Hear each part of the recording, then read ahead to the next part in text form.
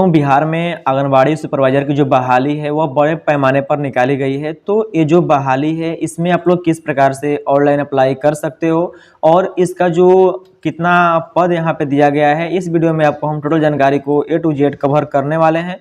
दोस्तों चलिए वीडियो को स्टार्ट करते हैं। दोस्तों आप लोग यहाँ पे देख सकते होंगे कि एक यहाँ पे ऑफिशियल नोटिफिकेशन निकला हुआ है बिहार गवर्नमेंट की तरफ से, और ये जो नोटिफिकेशन आया हुआ है यह आपका समाहरण जो खगड़िया है, तो यह खगड़िया से यह जो नोटिफिकेशन निकल करके हमारे बीच आया हुआ है, जिसमें कि यहाँ पे बताया जा रहा है कि खगड़िया जिला अंतर्गत संचालित बाल विकास परियोजना में पूर्व से स्वीकृत, आप लोगों को यहाँ पे दिखाना चाहते हैं कि यहाँ पे लिखा हुआ है कि आलोक में यहाँ पे कि पूर्व में स्वीकृत एवं नव स्वीकृत पद के विरुद्ध रिक्त पदों पर कुल 13 पदों पर सेविका पद से महिला पर्यवेक्षिका के पद पर नियोजन किया जाना है।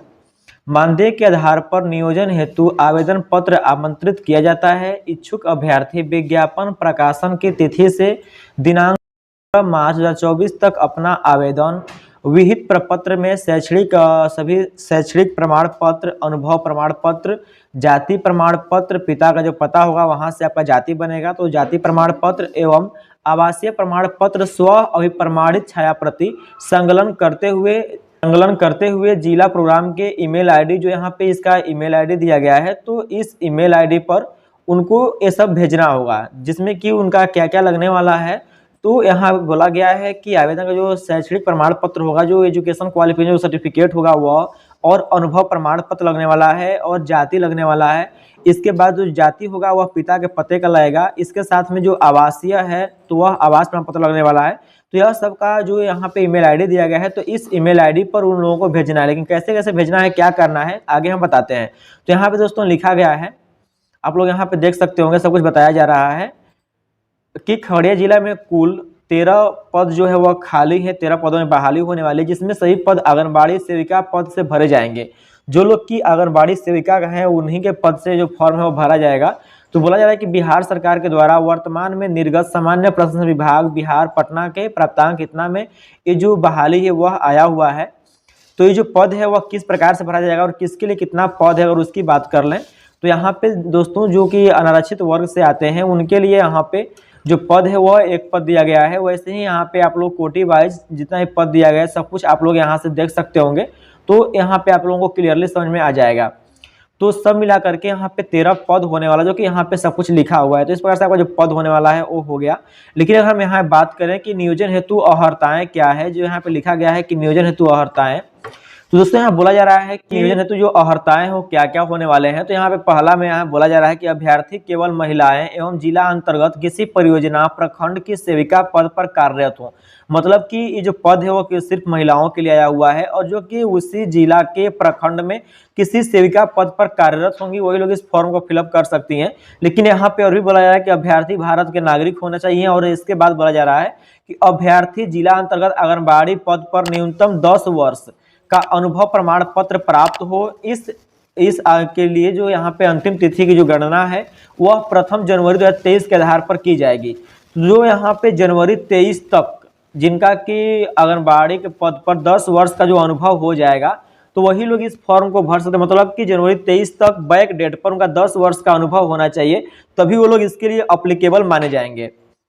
और यहाँ पे अगर हम आगे बात कर लें, आगे यहाँ पे जो बताया जा रहा है कि जो कार्यकाल की बात कर लें, अवधि की बात करें, तो यहाँ बोला जा रहा है कि विभागीय प्राप्तांक इतना में दिनांक 4/2/23 के आलोक में अधिकतम उम्र सीमा 56 वर्ष होनी चाहिए।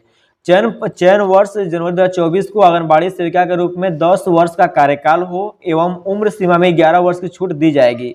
मतलब कि उनका 10 वर्ष का जो एक्सपीरियंस है वह होना चाहिए, जिनका कि उम्र सीमा 56 वर्ष अधिकतम रखा गया है। इसके लिए जो अनिवार्य अहर्ताएं हैं, जो एजुकेशन क्वालिफिकेशन की बात कर लें और इस सब की, तो यहाँ बोला जा रहा है कि न्यूनतम मैट्रिक पास का सक्षम उत्तीर्ण योग्यता धारण करती हो। मतलब कि कम से कम उनका मैट्रिक पास होना चाहिए, और यहाँ पे न्यूनतम 10 वर्ष का जो सेविका पद पर जो कार्यरत हैं वह होना चाहिए।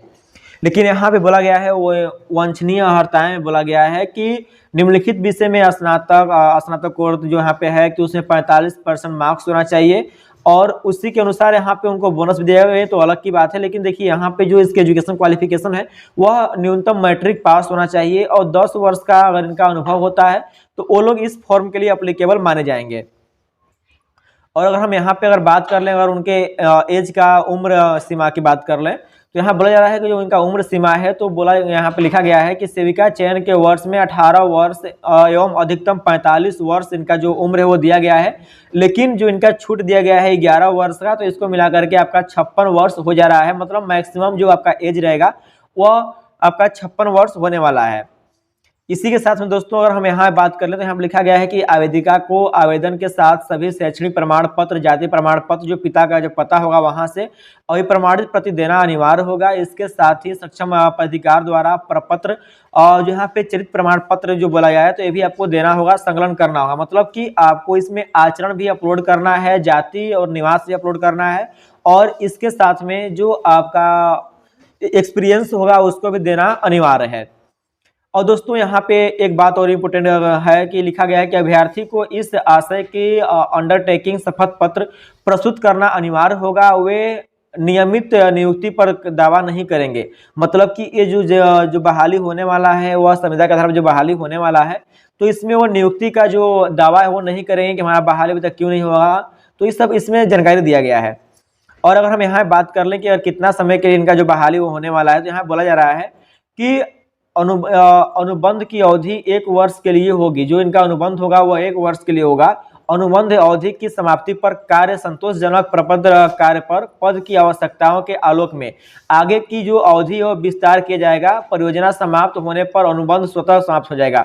मतलब कि जो बहाली है यह जो अनुबंध पे है, तो इसमें आपका 1 वर्ष के लिए बहाली होने वाली है। और जैसे अगर आपका कार्य संतोषजनक पाया जाता है, तो जो आपकी बहाली है वह आपका ज्वाइनिंग को और भी एक्सटेंड कर दिया जाएगा और भी बढ़ा दिया जाएगा। इसी प्रकार से दोस्तों यहाँ पे जो और भी इसकी जो जानकारी है, तो कैसे फॉर्म भराएगा, क्या क्या करना होगा, तो यहाँ पे ये जो बाल विकास सेवा योजना है, तो इसके द्वारा एक फॉर्म को भी जारी किया गया है, जिसमें कि आपका जो नाम है वह आप लोगों को नाम यहाँ पे लिखना होगा। नाम इसमें लिखने के बाद यहाँ पे आप लोगों को जो पिता का नाम होगा उसको भी फिलअप करना होगा, वैसे माता का नाम को फिलअप करना होगा, डेट ऑफ बर्थ फिलअप करना होगा। और इसके अगेन दोस्तों आपको कैसे क्या करना है आपको हम बताते हैं। तो यहाँ पे सब कुछ भरने के बाद यहाँ पे आपको हिंदी और इंग्लिश में आपको सिग्नेचर भी करना होगा, जैसे यहाँ बताया जा रहा है। तो इसका आप लोग सिग्नेचर भी कीजिएगा। करने के बाद जब ये आपका फॉर्म जो है वो पूरी तरह से भरा जाएगा, एजुकेशन क्वालिफिकेशन के साथ में पद और का जो भी है, तो सब कुछ जब फॉर्म आपका भरा जाएगा, तो भरने के बाद ये जो इसका ऑफिशियल वेबसाइट दिया गया है, जो कि आप लोगों को यहाँ पे हम दिखाना चाहते हैं, जिसका ईमेल आईडी दिया गया है, तो इस ईमेल आईडी पर आप लोगों को सभी अपने दस्तावेज का, जैसे जो आपका एजुकेशन क्वालिफिकेशन डिटेल्स होगा और जाति प्रमाण पत्र होगा, निवास होगा और अनुभव एक्सपीरियंस होगा, इस सब चीज़ों को आपको PDF में बना करके इस ईमेल आईडी पर, जो यहाँ पे दिया गया है ईमेल आईडी, तो इस ईमेल आईडी पर आप लोगों को अपलोड करना होगा। तभी जा करके जो आप इसके लिए एप्लीकेबल माने जाएंगे और आप बहाली के लिए आपका जो फॉर्म है वह रिव्यू में चला जाएगा। लेकिन यह बहाली कब तक होगी, यह जो अनुबंध पे बहाली है, इसके लिए आप लोग दावा नहीं कर सकते हो। तो यही सब इसकी जानकारी थी दोस्तों। तो आप लोगों को जानकारी से अगर पहले से पता था और कोई डाउट रह गया है, तो आप लोग कमेंट के माध्यम से जो भी क्यूरी है वो सॉल्व करवा सकते हैं। अगर इस प्रकार की जानकारी देखना है तो हमारे चैनल से जुड़े रहें। तो मिलते हैं अगली वीडियो में ऐसे latest update and new topic के साथ। वीडियो के लिए बहुत बहुत धन्यवाद।